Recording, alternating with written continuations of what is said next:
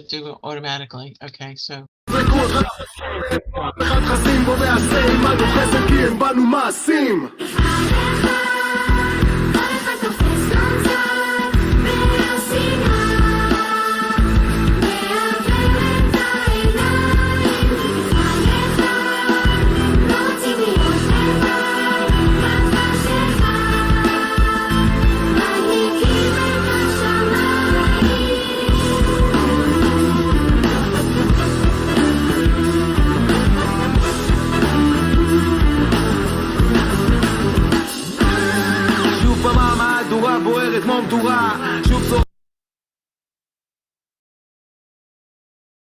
Well, good afternoon, guests, and welcome.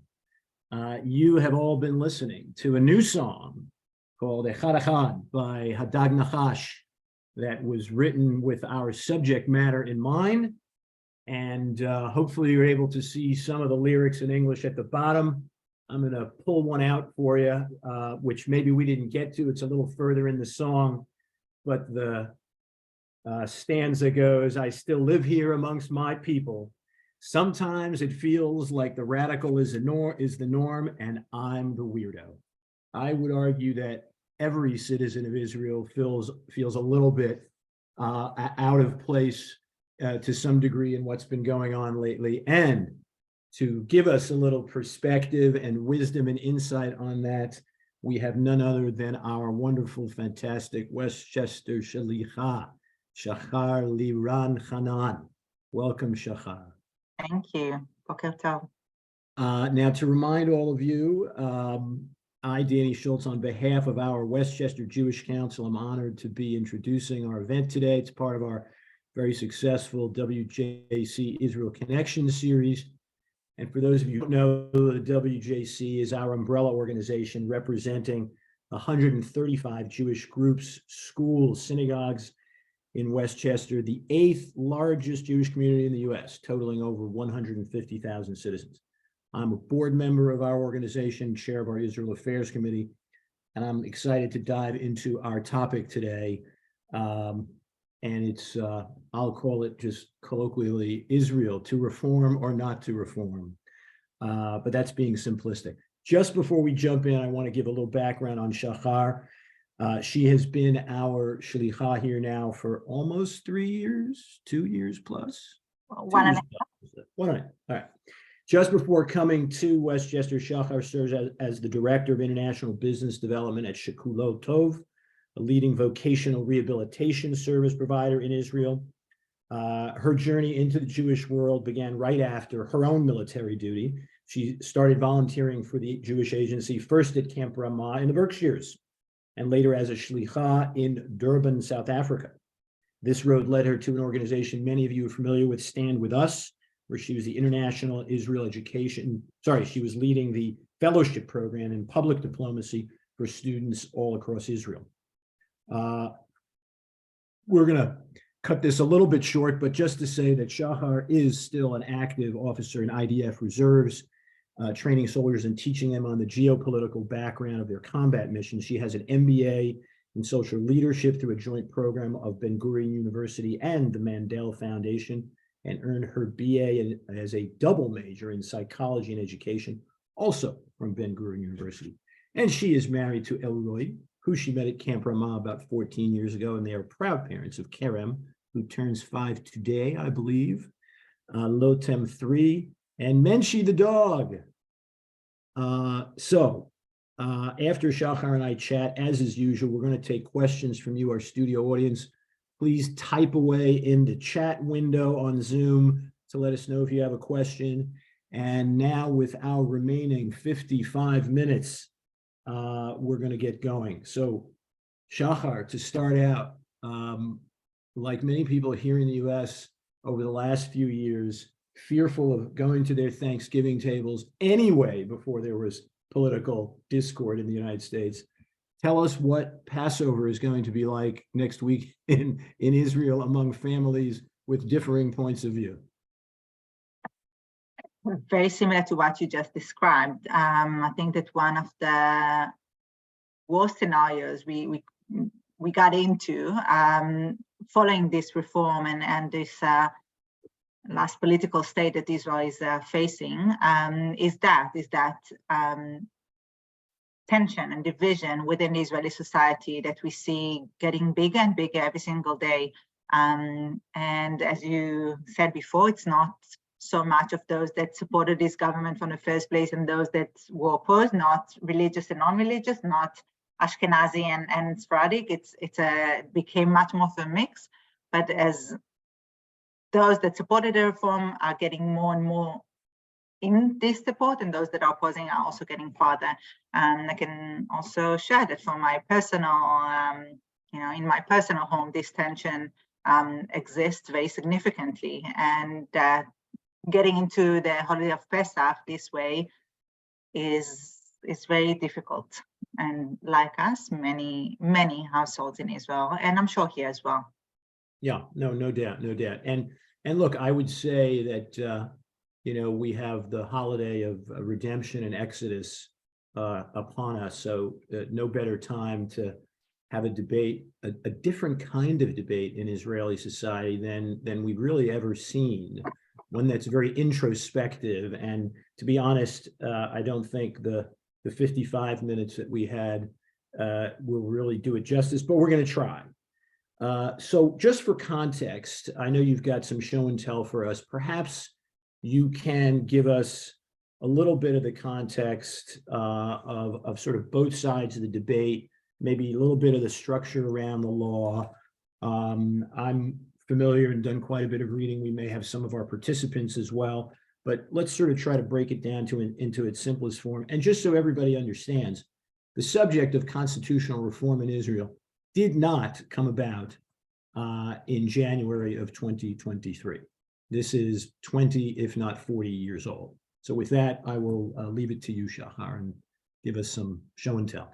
Thank you. So I'm gonna use a presentation to try and help us get a little better, look into what this whole scenario looks like. Yeah. So just a few steps backwards, in November 2022, just a few months ago, a new government, the 37th government of Israel, was elected, as you can see in front of us. The coalition is made out of 6 political parties, all define themselves as right-wing parties.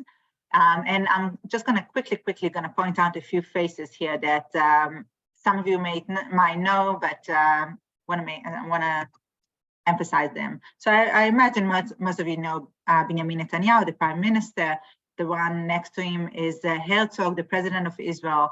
Above Bibi is Aryeh Deri, the leader of the Shas party, the Mizrahi Haredi party. Right here is Yariv Levin, the Minister of Justice and a member of Likud. Over here is Bezalel Smotrich, the head of the Religious Zionist Party. Along with him is Itamar Ben-Gvir. He's the Minister of Internal Security, of National Security. And the last one that I want to point out is not really relevant to our discussion here, but I do think we should all start to get to know him. This is Amichai Shikli, the left corner over here, is the Minister of Diaspora Affairs. So should look up to what he's going to do next. A few months forward, in January 2023, Yariv Levin, here in the picture with Bibi, the Minister of Justice, suggested this judicial reform. Basically, what he's saying is that this system of separation and power that we all know from our democratic countries that we live in should be, we should strengthen that checks and balance system that would enable right-wing governments, as the ones that we currently have, to be able to rule as they were voted for by their voters. They would claim that so far the judiciary was biased to the left, and therefore anything that right-wing governments try to do, they stopped. They didn't let the executive branch, that again is elected by the public, unlike the judiciary, and we're gonna get to it in a second. They made it impossible for them. So that's their claim, and this is where the reform comes from. Should I dive into what the reform actually says? Sure. No, why don't you do that? That would be helpful, I think. Okay, and through that, I'm also gonna try to show as much as I can from both sides of the map, of those that support the reform, those that are against. So Sure. the main thing that the reform is discussing, and also the main thing that we disagree on in terms of this reform, because as you said before, the need for judicial reform, the statement that judiciary has too much power at the moment, and this balance system is not really balanced. That's an agreement from right and left. So that's a consensus, mostly 75% of the Israeli public believe that there's a need in a reform. But in this reform suggested by Yariv Levin, what he says that the current judges selection committee that is built out of 9 members should be different. And what the current situation is that this committee is made out of 3 Supreme Court judges that, again, under the assumption that this committee is leaning to the left, those would be assumed to be left-wing representatives. Another 2 representatives of the Bar Association. These are lawyers that are, this is the Law Association in Israel, again, considered to be leaning to the left. 2 ministers, one of them is justice, and this would necessarily be coalition members, whether it's right-wing or left-wing. And the last 2 are members of Knesset, that one of them is from the opposition. So for a right-wing government that's getting into power, it seems like only 3 out of the 9 members of this committee are really in their support.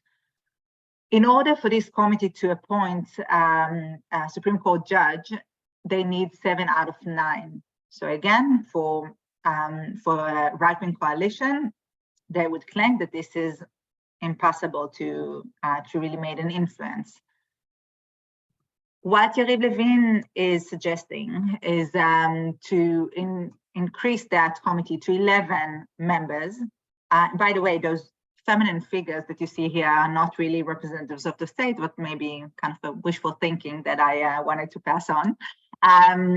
So according to Yariv Levin's plan, this committee would be made out of 3 Supreme Court judges, 3 ministers, 2 public representatives elected by Justice Minister. Those are, again, public representatives that were elected by the public, but not members of Knesset. So that can be mayors or someone in the more local municipalities, and 3 members of Knesset that are heads of committees in the Knesset, which means they have a bigger roles, and one of them is reserved for the opposition. So in this case, what you can see here is a majority of 7 out of the 11 members of this committee that are representatives of the coalition. Whatever the coalition may be, right now it's to the right, who knows who's going to be the next one. But in order to get a majority and to appoint a Supreme Court judges, they only need 6. What you can clearly see here that they can easily get that majority without any wider agreement, as terms that we use often these days. Simcha Rotman, another member of Knesset from the religious Zionism, he's the chairman of the Constitution committee in the Knesset. He suggested another plan, again, in support of the current coalition, the government, trying to suggest something a little different. And he's saying, let's keep it with 9 committee members.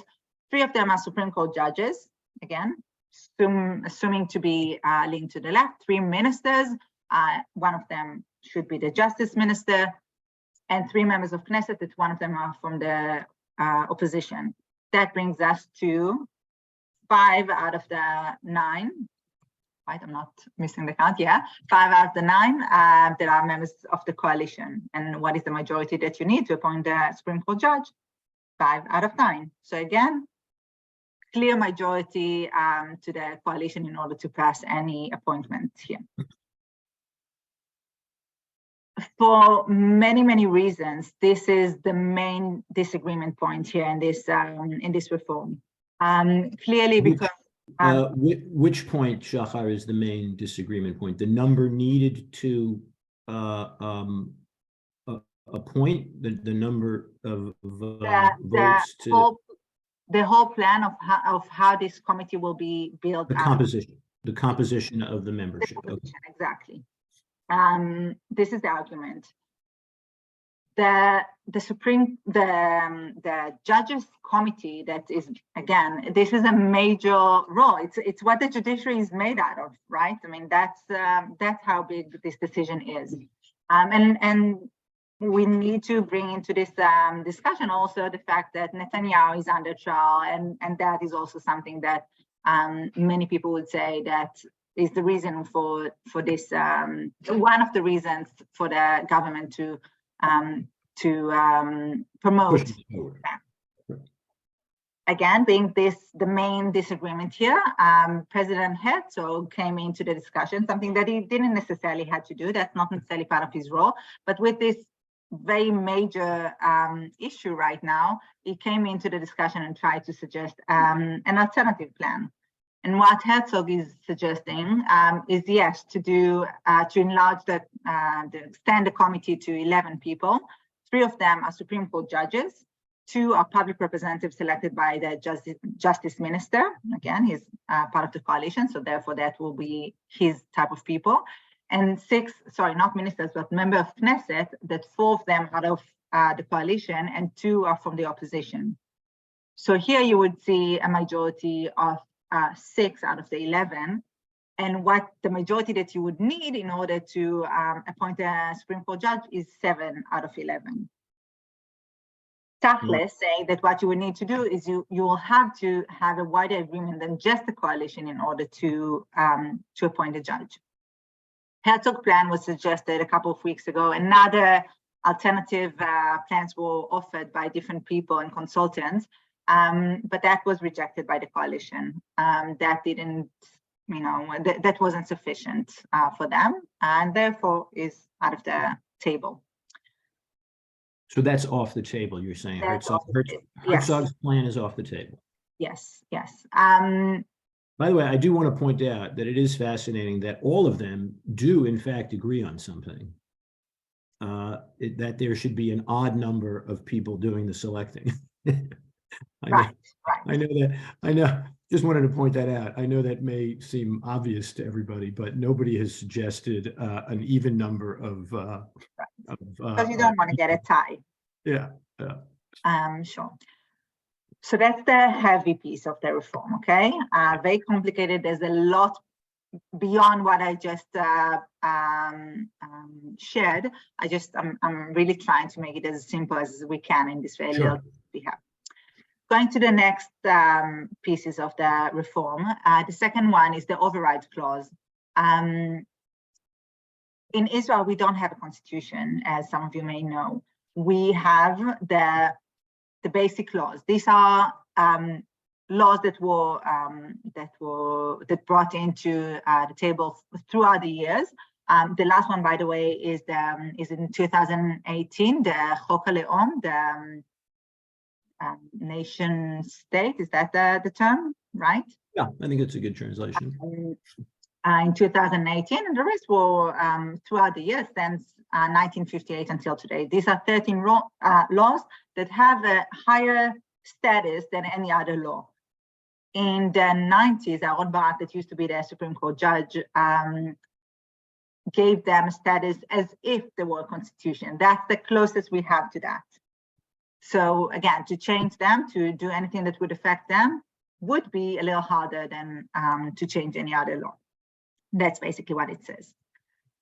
What the override clause says is that if the government brings a new, if the coalition votes for a new law that was approved, and the Supreme Court can say, can override it for whatever reasons, the coalition can, or the Knesset can override it again with a simple majority of 61 votes, something that every coalition has and will ever have. This is the basic, system that we have in Israel. This is what you need to do in order to build a coalition. So again, kind of rules out the power of the Supreme Court to override any law that for any reason. Right, meaning just to frame it, you need a supermajority, some kind of form of supermajority in some of the suggestions to overturn a law passed by Knesset, but Knesset needs a simple majority to overturn even a basic law, or any laws, or only laws that are non-basic laws. So you're getting into some of the details. So each one of the basic laws has a different rules about them, about how and what is needed to change it. But yeah, some of them can be changed with a simple majority of 61 votes. Right, right, and therein I think is one of the crux of the debate, part of the debate as it's been framed, and I guess many people who are even looking for reform are suggesting that you've neutered the judiciary even further by allowing the majority of the Knesset to overturn that. I would imagine there'd be a lot more sympathy for this structure if perhaps the threshold for overturning were a supermajority of some threshold. Has that been suggested? Yes. Some of the alternative plans also, I mean, only discussed Herzog in the context of the committee to elect judges, but that also something that is being discussed. Also, some of the suggestions also say that that in order to change a law, to do anything like that, you need to call it out a few times, some of it in the current government and another time or twice in the next government. So you are basically dependent on two election systems. Right, and a long time frame. Yes. To go through that, which I guess possesses some theoretical logic, but has some real life implications for timing. I'm going to share something that someone I know had texted to me, which I think is also helpful here, saying, I believe that most Israelis do not dispute that some limitations need to be imposed on judges. The problem seems to be that the proposed reforms go too far, requiring judicial unanimity to invalidate certain laws and allowing a simple majority of the Knesset to reenact those very laws that were invalidated by the courts. And what I want to ask is that correct? Are there, does this reform require unanimity amongst the judges to invalidate laws, or a majority of the judiciary? So if I understand the question correctly, I think that the discussion here is what if the Knesset overrides the Supreme Court decision about a certain new law, in order for Bagatz, the High Court of Justice, to overcome it again, what they need is a unanimous, am I pronouncing it right? Yeah. Mm-hmm. Vote of all 15 judges in the Supreme Court to agree on that, right. Which is very hard to achieve. Right. And there's a few other conditions, but yes, that's the case here. Yeah. I'm going to jump quickly to the other two. Go right ahead. Then we can move on with any other questions. Sure. Presentation stopped working. Is it just me? I'm going to try again, but it means I'm going to start talking as I do. No, I'm sorry. So the next element that we are talking about is is what we call reasonableness. What that basically says is that when something is happening, or a new law that needs to be formed, that there's no real law against it, but there's an element of unreasonableness in it, then the Supreme Court can again override it under this claim of reasonableness. And I'll give some examples. Do you see my So meaning the contradiction? Supreme Court can choose to address an issue even if nobody with standing has brought a claim. Or if there's no law against it. Okay. And I'll give an example. Okay. Back in early 2000, there was a discussion about the schools in Sderot. Sderot is a town next to the Gaza border, very closed. People in Sderot have 15 seconds to run to shelters when the siren goes off, which happens almost on a daily basis, and especially at that time. And the discussion was about whether we should make the whole structure of the school into a bomb shelter. So kids, which couldn't really run to shelter in the school environment in 15 seconds, they should be safe in wherever they are in every single classroom.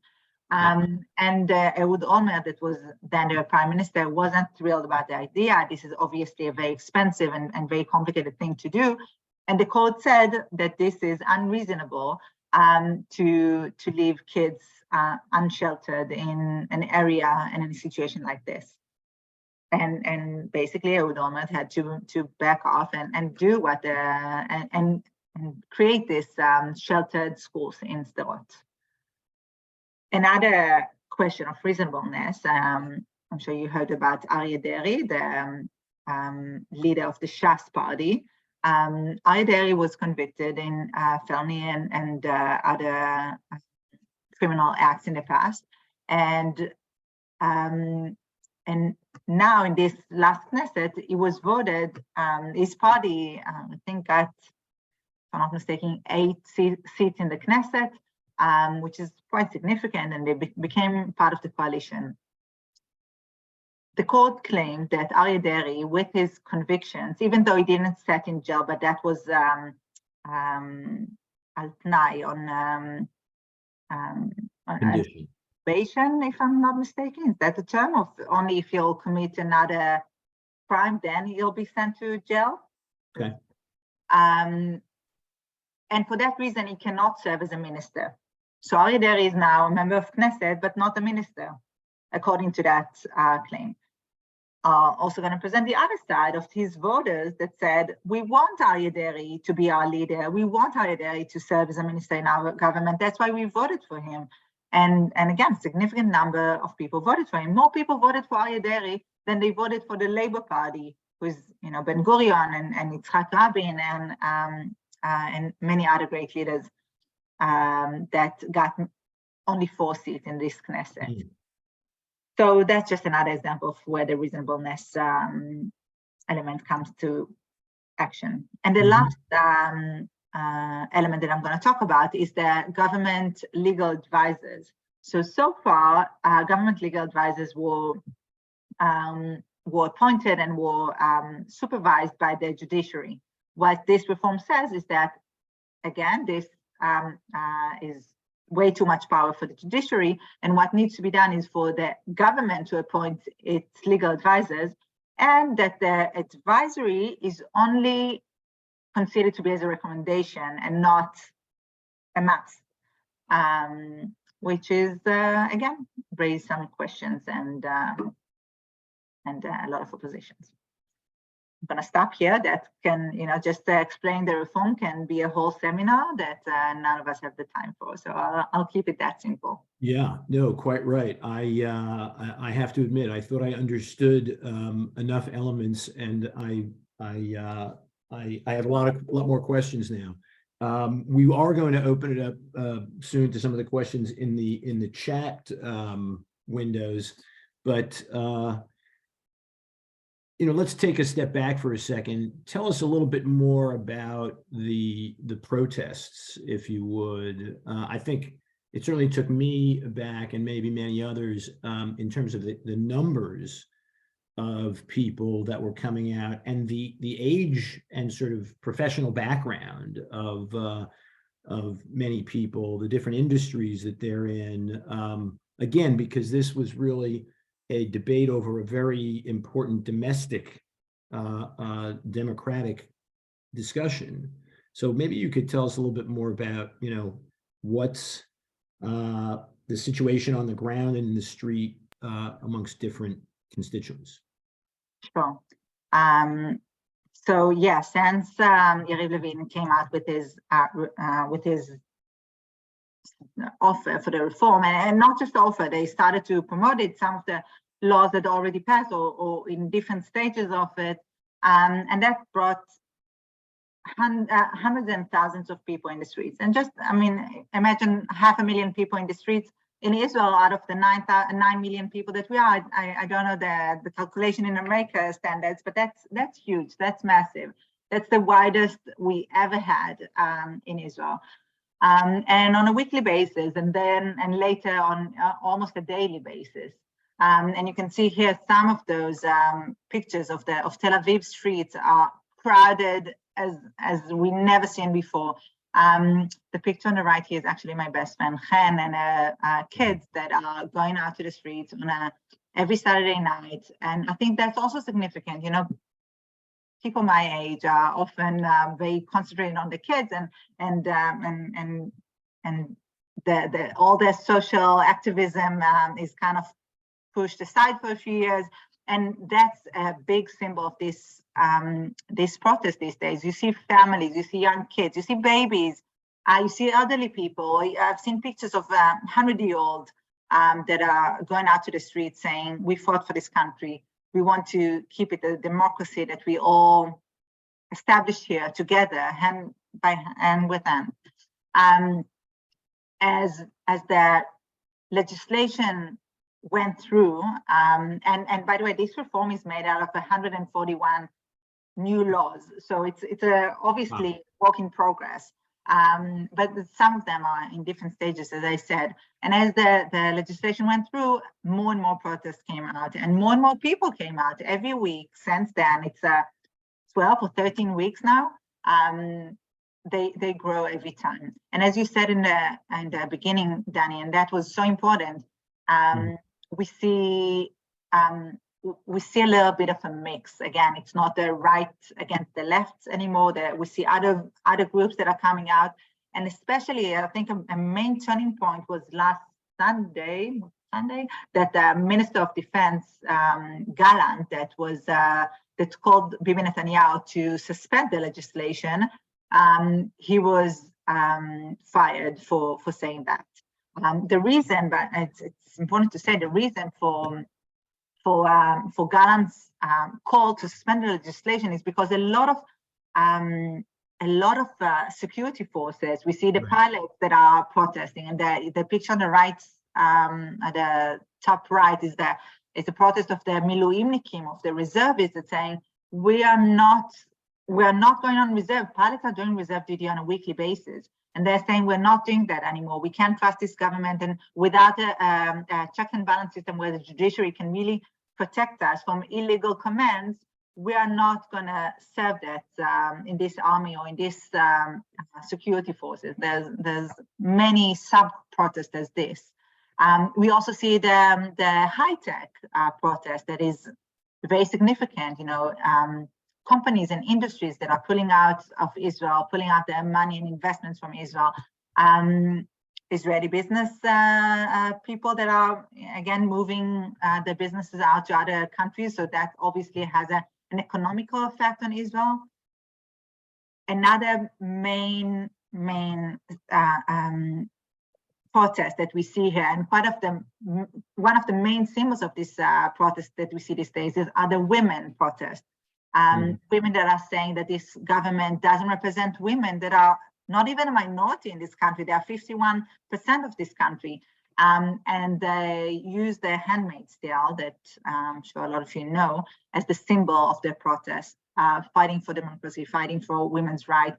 As we speak, 4 women in Israel were murdered in the last week. Another law was that was proposed last week, the Izuka Electronic, the electronic bracelets for a man who is under restraint order. They're not allowed to get in near the women. So that was what the law was suggesting, that this man would have to wear this tracking bracelets, and that was denied by the coalition for many reasons and many claims. Ben Gvir would say that the reason for that is because he wanted to reconsider it and make sure that men's rights are also protected, and they're not being restrained by false accusations. Mm-hmm.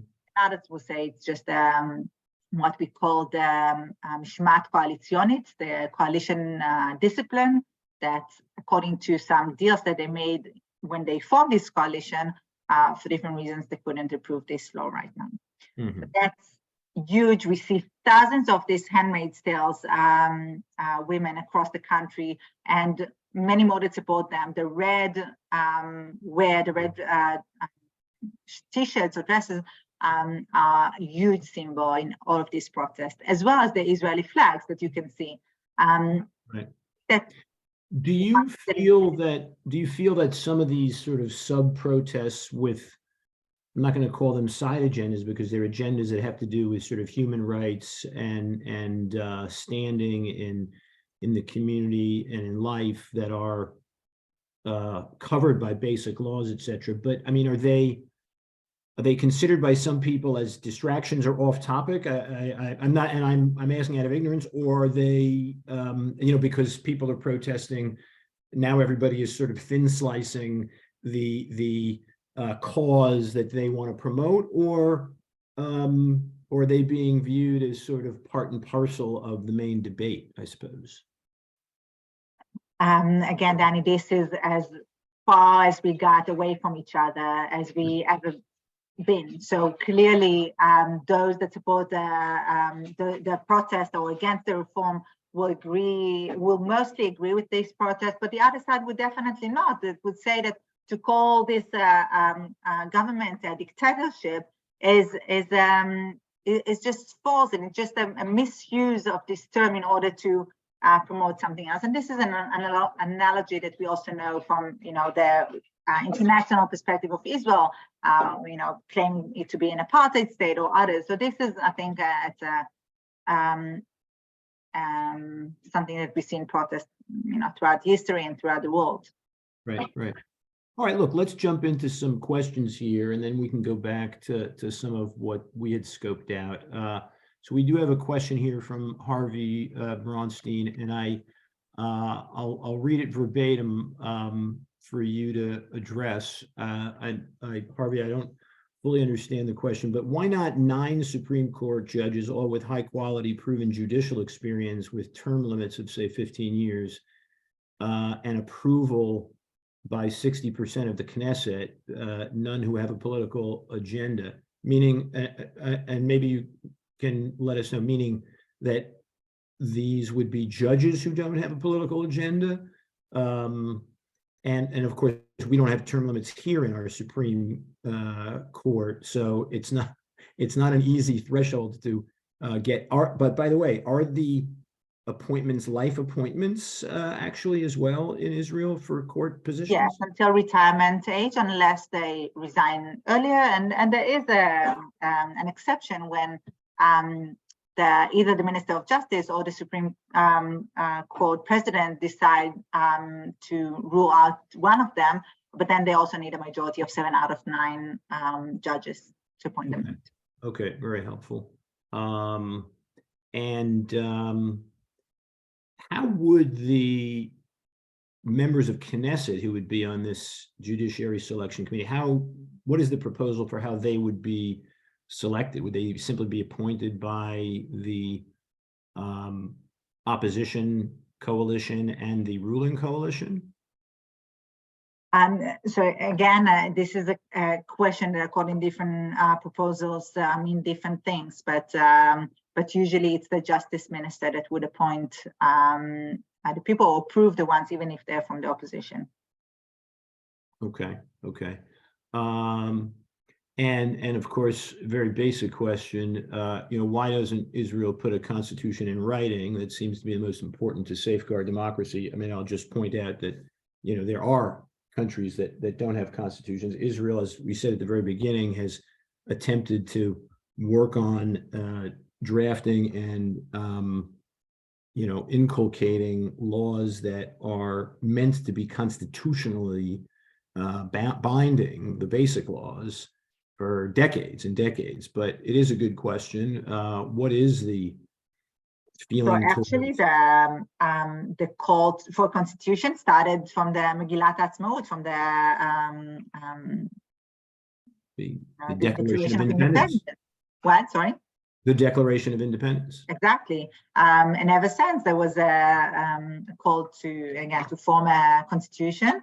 But the term 2 Jews, 3 opinions. So when it comes to Israelis, it's 2 Israelis, 5 opinions. So nothing really came out since. Just for this simple reason that there was never agreement about how and what the constitution would include. Right. Very good question here. Does a law, I believe Robert Fisher is asking, does a law need to be challenged by bringing a lawsuit to court, or can the Supreme, and I think you touched on this with certain elements, but can the Supreme Court decide to overwrite a law without somebody bringing a lawsuit, which I think in our country here, there needs to be a lawsuit. There is no independent right of the judiciary to alter something, but I'm not an attorney or a Supreme Court judge. But is that right, that the Supreme Court can take up, this is the point of unreasonableness, correct? So that, yes, but I'm not 100% sure. I mean, and also it's a political game, right? So if you need someone to propose this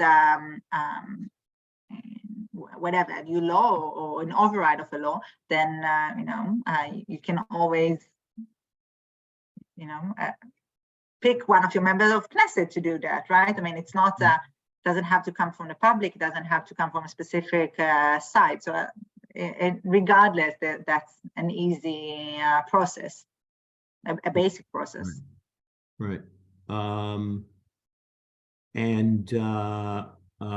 Yeah, so look, I encourage many more questions. I mean, there was a question about asking about the elephant in the occupation of the West Bank, but I'm not quite sure that's germane or relevant to today's conversation. We can take that up another time. But I can say, Danny, that an interesting question that we ask ourselves is, where are the Arab minority in this protest? Because what you see across every, both sides, every protest, is that the Arab cities, the Arab communities do not participate. And that's a question that we should ask ourselves, and we should ask them as well. I think that if we just had a program last night with a duo of an Israeli Jew and an Arab Palestinian, and I asked them the same question. So I'm only going to quote. Sure. And what they said is that his claim was that Israel anyway doesn't really count the voices of the Arab communities and disregards their opinion. So they feel like they don't need to go out to the streets, and that the Jewish community does it themselves right now. Also, an interesting thing is that when you look at the predictions for the next elections and how the coalition is predicted to be in the next election, so we see that Bibi's power in the Likud seats are decreasing significantly from 32 to 25. Again, according to research, we don't have any testimony for that. But whenever they build, in Israeli politics this day, we don't talk about the different parties anymore. We talk about the blocks, the gushim. So we have the right-wing bloc and the left-wing bloc. But then we often regard the Arab parties separately to those, as if they don't take sides, or they are more flexible in who they're going to be affiliated with, which I think that in the current state, this is quite clear what side they would pick. Right. So tell us a little bit about, now this is constantly evolving, and I noticed, I think it was yesterday, that President Biden invited Prime Minister Netanyahu to the United States. And I don't know what the sort of purpose or topic of that was. Perhaps it was, in general invitation. But where do things stand today? The law, the sort of attempt or movement to pass the laws has been put on hold now. I think some of that maybe began with Defense Minister Gallant speaking up and then being dismissed by Netanyahu. But tell us the last 24 hours, what's going on?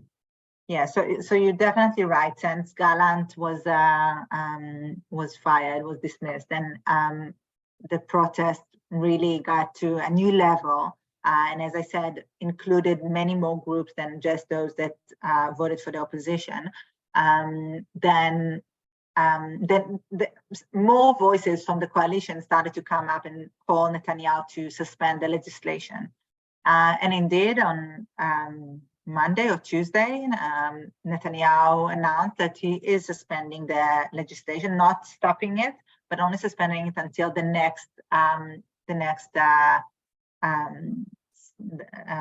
cycle of the Knesset, which is going to start in May after Yom Ha'atzmaut. And then they're going to continue with it.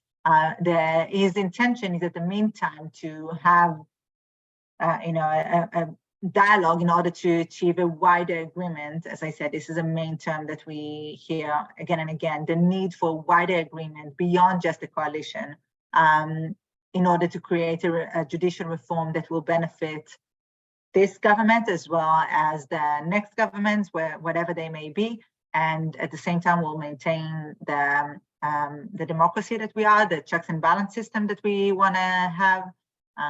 So that's the goal. Yeah, I wonder if some of what has been proposed in the extreme, to the extent some of what has been proposed has been viewed as extreme, there are elements that it seems like everybody wants to see change, and then there are parts that are people are objecting to vehemently.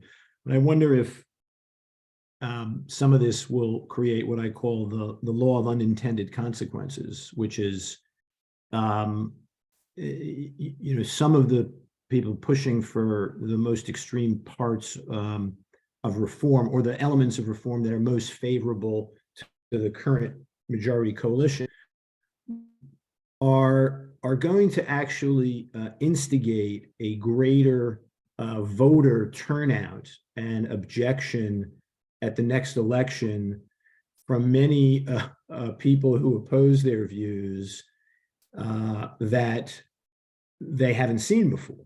This is a situation, I'm curious to get your take, where I would imagine many Israelis who sort of felt comfortable enough that things were running with lots of objections, but running smoothly, may now get off their couch if they hadn't voted in many elections previously, although I think Israel does have very high voter turnout. But in any event, I don't know, maybe there are parties that are in opposition to Likud and others that may create sort of a rude awakening for how extreme the actual law itself was originally written. Does that make sense to you? So yes, I mean, again, according to their predictions, and by the way, just the percentage of voters in Israel is relatively high. In the last election, we had 72% of voters from those that have the right to vote. And what we see in the predictions is an increase of 9% in percentage of votes, which is definitely, regardless of where this vote is going to go to, I think that as a democratic society, this is something that we like to see: more involvement, more caring, and to show it in your actions. Yeah, and I would argue also really educating the citizenry. I mean, here we are discussing it, but educating the citizenry of how their government actually functions, right? How if educating Israelis even better about the intricacies of their own government. For those of you who have read some of the articles, I don't know if you've seen that there is a particular group, think tank called Kohelet that has been involved behind the scenes in sort of advising, I will say, on how to go about judicial reform and other elements of sort of constitution, bringing about more constitutional democracy in Israel. It's interesting to me that, per Brian Heap's point here, it's interesting to me that the guy who leads Kohelet is an American Oleh. And I do think that there is, and I know of other American Olim who, come to Israel, and also per the question earlier about, why doesn't Israel have a constitution? I have some friends who are attorneys who, one of whom wrote an article in 1980 about how Israel should go about, bringing about constitutional reform. And it seems like a very American perspective. Not that that's a bad thing at all. If you're an Oleh, you're a citizen and you have all the right to do that. But and I'm not going to argue whether I agree with some of the elements of what Kohelet has proposed and hasn't proposed. In fact, Moshe Koppel, the head of Kohelet, I think, has said that he disagrees with some important parts that Netanyahu's government put forth in the legislation. Right. Kohelet, by the way, also called Netanyahu to suspend the legislation. Okay. Interesting. I happen to know Moshe Koppel from many years ago from when I studied in Israel. I haven't, to be honest, probably spoken to him in as long as I haven't seen him. But when I read his name, I was like, that must be the same Moshe Koppel that I know. And he was at the time even a very articulate, thoughtful, Talmudic thinking person. And so when you apply a very Talmudic thinking approach, you can solve lots of problems, but you may also end up with, as I said, the law of unintended consequences of creating structures that are in fact rejected by many. But just I want to read Brian's question because it does touch on this, but because we as Americans perceive a particular method to choose justices and define the balance of power to uphold laws does not mean that the citizens, not even the politicians in power in another country, must operate according to our rules. Clearly, we desire to influence the organization of their government based on, among other things, the financial and military support that we provide. The question being, how much does the outside world actually influence Israeli politics? I mean, I'll take a stab at that. Look, I think it does. My point was really that I think many of the American and Western educated citizens of Israel do take that kind of an approach to solving problems. And I think that's a good thing. It doesn't mean that those arguments will always win. And I think it's important, Shachar, that you made the point that even Kohelet made a request to put the law on hold, because as I said, in the world of the law of unintended consequences, whatever Moshe Koppel wanted the reform to be didn't come out the way he intended. Right. It doesn't necessarily mean that they, change their mind. They were part of the table that worded this reform. But again, those voices from the coalition, from the right, that are calling to this suspension, and they're in the last week and a bit, increased significantly. What I think motivates them is what they see within the Israeli society, is that just this disagreement, this what we call milchemet achim, this war between brothers, is just something that we can't bear. So let me ask you about that. We've got another few minutes here, sorry, Robert. We can certainly hear more from Shachar. But my question is, when you say milchemet achim,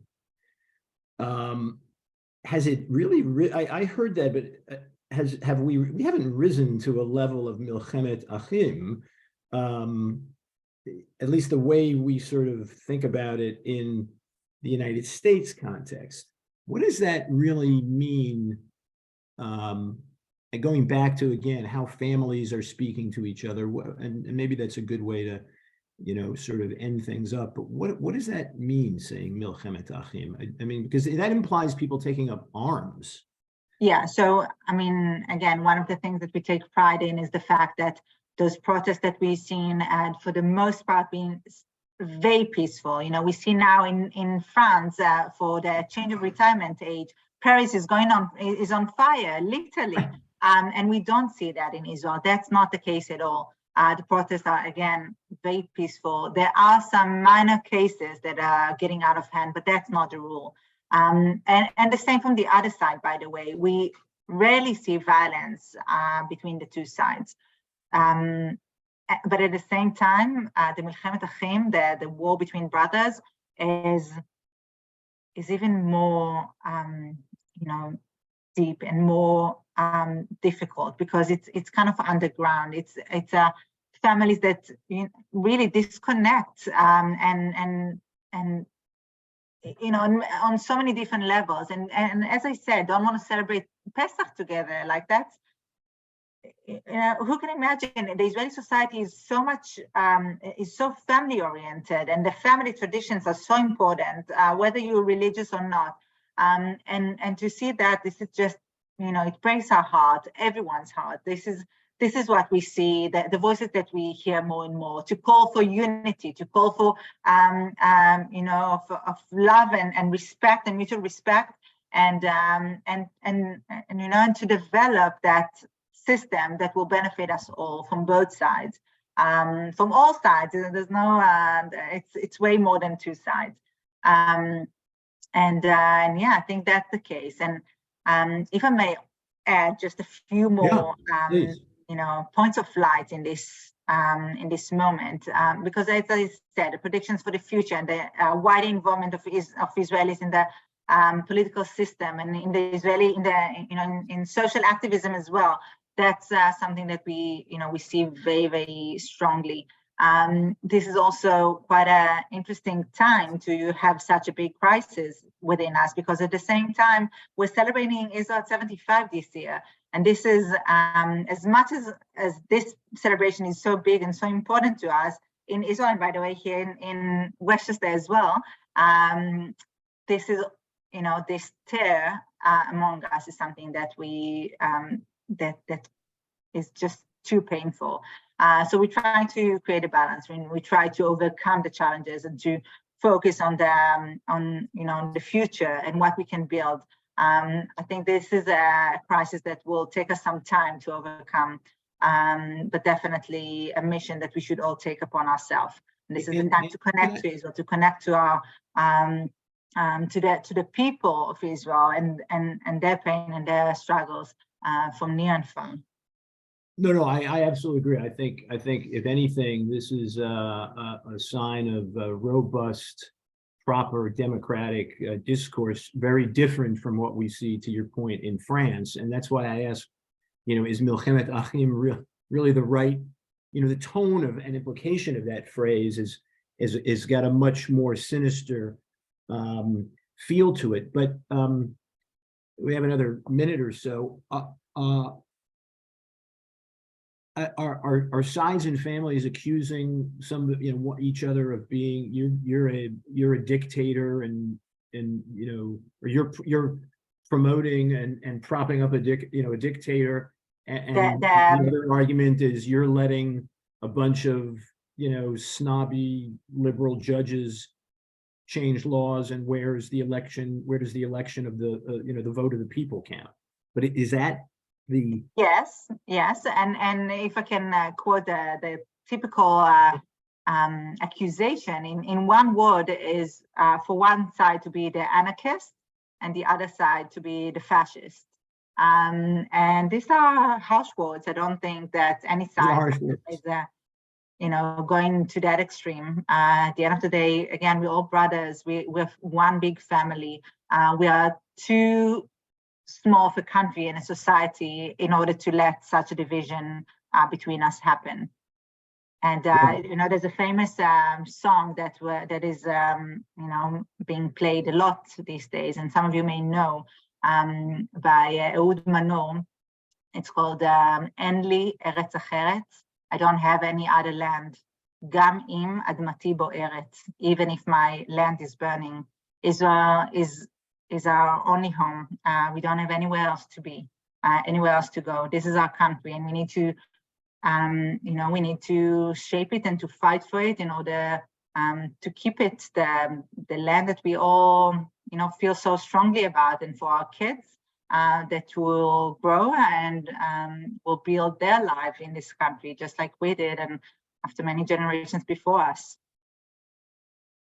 No, quite right, quite right. And look, we all are hoping and praying for a peaceful resolution, a soft landing on a debate that is worthy, but a solution that hopefully everybody can rally around and sort of enhance the democratic institutions of Israel.